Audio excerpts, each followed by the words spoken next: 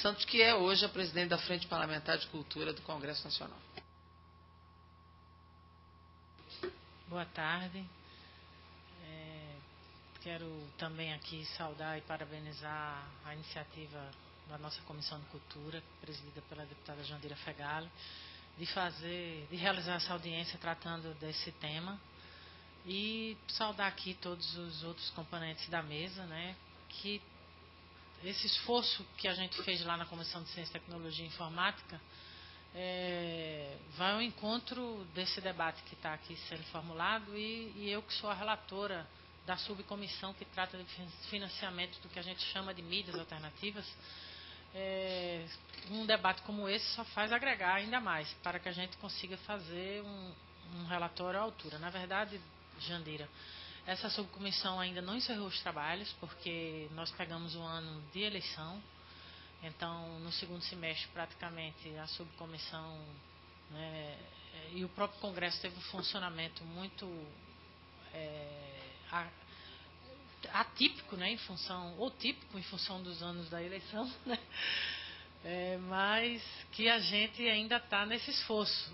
A gente realizou uma audiência pública aqui no Congresso Nacional, pela Comissão de Ciência e Tecnologia, e estamos preparando um em Pernambuco, outro aqui também em Brasília, para podermos terminar o relatório que a meta que a gente estabeleceu em junho, nós termos esse relatório terminado. Eu quero registrar aqui também a presença do diretor da empresa pernambucana de TV, Roger de Renault, que está aqui entre nós, né, prestigiando também e todos os outros, os que já foram registrados aqui também, a minha saudação, né, da TV Comunitária de Caxias e todos os outros que aqui se fazem presentes nessa audiência. Na verdade, a gente não tem como falar desse debate do financiamento sem falar do sistema de comunicação que nós temos no país. Eu já vi Nelson Breve, o nosso diretor-presidente, várias vezes em audiência pública em Pernambuco, e também eu tive o prazer de ter a presença de Nelson Breve no dia que o governador Eduardo Campos instalou, né, a empresa pernambucana de TV, se eu não me engano, uma das pioneiras no Brasil, no modelo da EBC, né?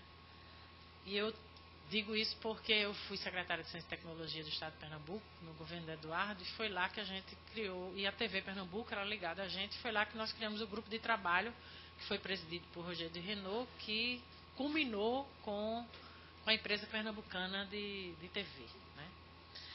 Bem, essa questão do financiamento, ela tem como dos seus gargalos o próprio modelo, né, o sistema de comunicação no nosso país. Na Constituição brasileira, ele deveria ser compartilhado entre sistema público, privado, né, e estatal. No entanto, o que prevalece é o modelo comercial. Então, não há como debater esse assunto sem questionar esse modelo, né, cujo a faceta mais perversa é a questão do monopólio da mídia brasileira. Nosso país tem uma população de mais de 190 milhões de habitantes, mas o sistema brasileiro de comunicação está concentrado nas mãos de poucas famílias. Então aí está os donos da mídia do Brasil, pode passar. O Grupo Marinho, né, da Globo, que tem 17 TVs e 20 rádios, a Bandeirantes, 9 TVs e 21 rádios, a SBT, 9 TVs, 5, e por aí vai. O grupo abriu 60% do mercado editorial, o Grupo Mesquita, Folha de São Paulo, 14 TVs, pode passar. E é bom dizer que esse não é um modelo recente no país. Ele tem essa característica, né, desde a época de Chateaubriand. Chateaubriand, quando morreu, tinha 90 empresas, que foi no início da década de 70. Não, 69. 60. Década de 59. Tá. Então, tinha 98 estações de rádio, 12 revistas infantis, dezenas de jornais, E sempre foi assim, né? Não era só o modelo, não era só dono de mídia e entretenimento. Era também de bancos, no caso aqui não era de banco, mas de castelo, de fazenda, de laboratório farmacêutico, né? E o Chateaubriand foi responsável pela primeira TV do Brasil, a TV Tupi, dono do maior conglomerado de mídia da América Latina. O Vinícius Lima, que é o professor da UNB, né? Pode passar, ele diz exatamente isso. O que está realmente em jogo quando se trata das relações entre mídia e política é o processo democrático, as distorções de poder provocadas pelo desequilíbrio histórico entre os sistemas privado, público e estatal da radiodifusão, pela concentração da propriedade e a vinculação dos grandes grupos da mídia com oligarquias políticas regionais e locais. Eu fiz aqui um levantamento que eu vi de 1995, que dizia o seguinte: das 302 TVs que existiam, 94 pertenciam a alguma liderança política local. E das 2.908 rádios, 1.169, quase metade, né, era de concessão de algum poder político local. Né? Aí vem o arcabouço legal, a Constituição, o artigo 220, pode passar, viu? O arcabouço aí o artigo 220, o parágrafo 2, que é vedada toda e qualquer censura de natureza política e ideológica. O artigo, no parágrafo 5º, pode passar. Os meios de comunicação social não podem, direto ou indiretamente, ser objeto de monopólio ou oligopólio. Quer dizer, está aqui na Constituição brasileira, né? Explicitamente no parágrafo 5º do artigo 220. E a questão da nacionalidade das empresas, do artigo 222. Aí vem o arcabouço legal. O Código Brasileiro de Telecomunicações, pode passar, que é de 62, Lei Geral de Comunicações, que é 97, Lei da Radiodifusão Comunitária, que é 98. Em 97, quando o Fernando Henrique privatizou o setor de telecomunicações, para privatizar o setor de telecomunicações, ele teve que emendar a Constituição brasileira. A força, né, dos meios de comunicação era tão grande que naquela época, mesmo que a intenção principal era emendar a Constituição para privatizar o setor, existia na mudança iniciada pelo governo Fernando Henrique a formação de 2 órgãos reguladores, a Anatel e a Anacom. A Anatel passou, mas a Anacom não passou. Hoje no Brasil nós temos a Anatel, ANA, ANTAC, ANAC, ANP. Nós temos agência reguladora para todo tipo de concessão pública. Só não temos para a comunicação. Por isso esse esforço dessa luta, né, de regulamentar. E olha que os órgãos pode passar. Os órgãos reguladores não é muito se discute, né, que isso seria um ataque à liberdade de expressão. Ora, ataque à liberdade os que acusam a falta de liberdade de expressão são exatamente os que praticam a falta da liberdade de expressão, já que concentram a informação. E os órgãos reguladores são um fenômeno só nos Estados Unidos, que se autoproclama o país da liberdade. Ele é um órgão que existe desde 1934, não é? E mais, ele converge telefonia, rádio e TV. Isso não acontece só nos Estados Unidos, é no Reino Unido, é no Canadá, é na Bélgica, é no Uruguai, é no Portugal, na França, Espanha e Argentina. Eles têm órgão específico para o setor de audiovisual, né? Então, essa é uma necessidade, né? Para que, inclusive, a gente possa debater o destino dos recursos, dos fundos que nós queremos criar, ou mesmo de conteúdo regional, né? Ou seja, da política, né? Editorial até. É preciso se haver um órgão democrático, né? Um conselho que possa debater os conteúdos, né? E tem esse debate que já foi explorado aqui pelos nossos debatedores. A questão da internet, né? Que sem dúvida abre um largo caminho, né? Para que se confronte e que se realize debate de ideias, mas todos nós sabemos os limites disso. Não tem nem comparação, a escala que isso tem, porque por exemplo, alguém que queira fazer algo investigativo, isso tem que ter dinheiro. Alguém que queira produzir conteúdo de rádio e TV, isso tem que ter dinheiro. Então, não há como dizer que... Eu me lembro que em alguns debates, alguém dizia, não, esse problema do monopólio é fácil, basta pegar o controle remoto que a gente muda. Ou então, com a internet, nós temos... Isso tudo é um discurso falacioso, porque, na verdade, nós temos... isso não pode ser visto no plano individual. Isso é uma questão de direito, não é, básico do cidadão e que precisa ter em escala o alcance que os meios comerciais é quem garante. Pode passar. Pode passar também. Pode passar. Aí está aí a questão do financiamento, não é? O governo federal investiu em 2012 161 milhões em propaganda oficial, repassados para emissoras de TV, jornais, revistas, rádios, sites e blogs. Desse total, 111 milhões se concentram em apenas 10 empresas. A maioria eram TVs. Pode passar. Aí foi o debate que nós fizemos aqui em audiência pública. Então vamos... O que a gente conseguiu sistematizar até agora, né, na nossa comissão. Pode passar. Então tem aí alguns eixos e propostas que Nelson Breve aqui levantou algumas, que Paulo também levantou algumas, objetivas, né, sobre esse debate do financiamento. Então a gente cita aí a combinação de venda de espaços publicitários e investimento direto do Estado, a regulamentação dos critérios para a distribuição da publicidade oficial, alterações da regra do FUST, de modo a permitir a universalização da banda larga. Aliás, isso está na Lei Geral das Telecomunicações.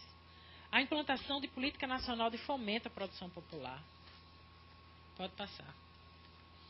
Empresas concessionárias de rádio e TV imunes de pagamento de ICMS desde 2003 deveriam contribuir por meio de uma contribuição de intervenção do domínio econômico, CID, que incida sobre o total de suas receitas e seja revertido para o Fundo de Fomento à Radiodifusão, não só de suas receitas, mas também pelo espectro que eles usam, que deveria ser cobrado também.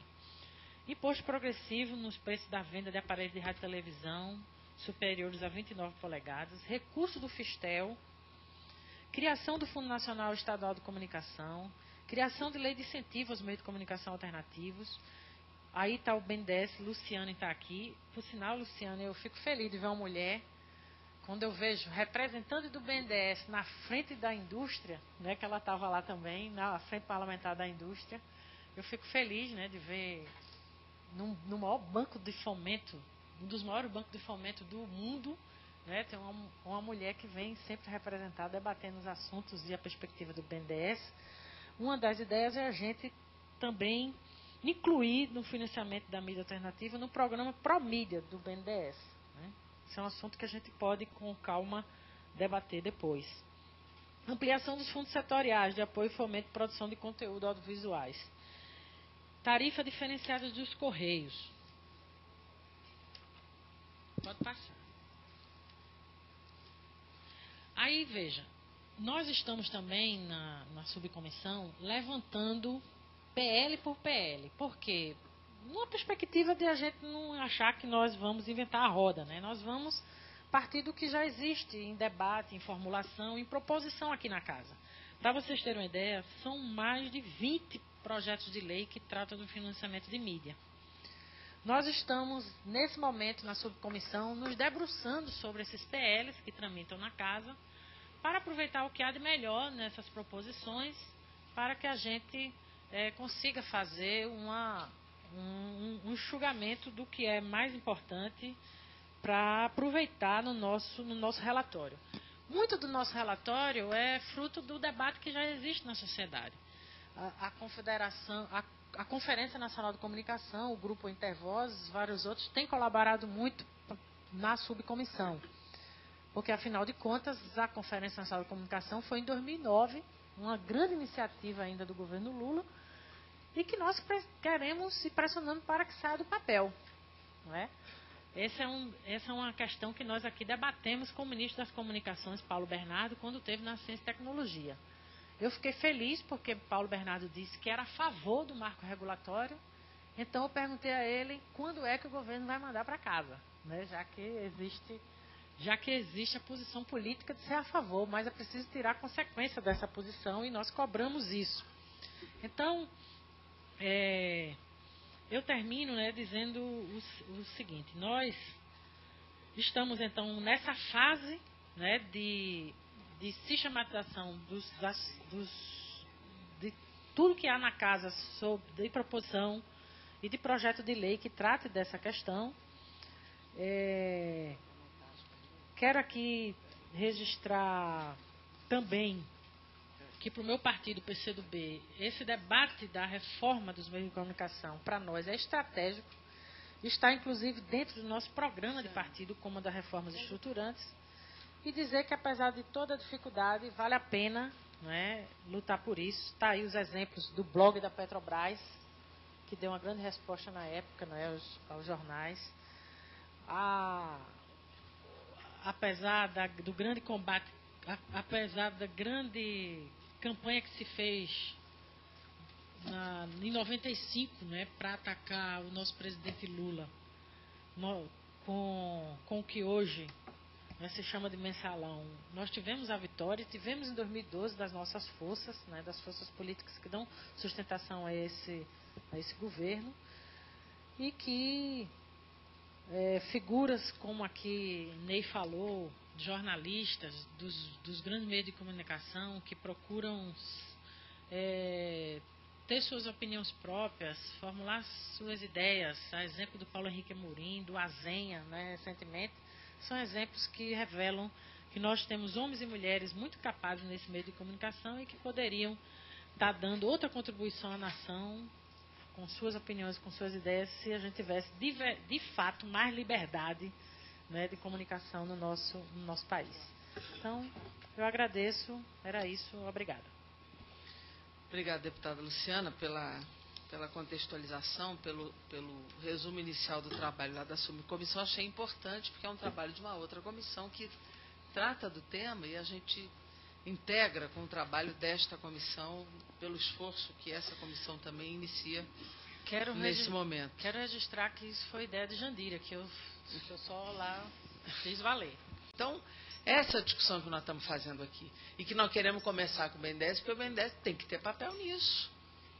Isso não impede que a próxima conversa seja com a SECOM e que as outras sejam até com outros bancos outorgados e que a gente traga a Petrobras e traga os outros. Mas nós temos que começar por algum lugar e a primeira é com o BNDES, né? Eu vou passar aqui para os membros da mesa. A deputada Luciana tem que sair, quer dar suas considerações finais, em seguida o BNDES. Vamos lá, Luciana. De fato, o tempo todo aqui, o pressuposto que a gente parte é que está na Constituição brasileira que o sistema de comunicação no Brasil deveria ser complementar, estatal, público e privado. Mas, na prática, Stepan, Jandira disse, não é uma dicotomia, mas é perverso. É perverso, é preciso ser enfrentado. Porque não pode ter esse grau de monopólio e oligopolização. Porque isso mexe nos valores, nos costumes, no jeito de ser, porque é um pensamento só. É uma linha editorial. É óbvio que na hora que um grupo, ou uma pessoa, é dono de vários veículos, né, cruzado, vertical, todo tipo de cruzamento de propriedade privada, é óbvio que isso vai determinar um conceito, não é? Uma percepção de vida, de mundo, de opção.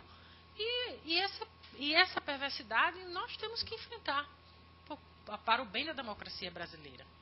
E daí a gente não há como permear qualquer que seja a discussão sobre financiamento que não se mexa na matriz daquilo que veio a ser a perversidade do modelo de comunicação que nós vivenciamos no Brasil. É claro que nesse ponto eu concordo com você, Stefan, que por outro lado falta mais demonstração de vontade política para poder fortalecer o sistema público.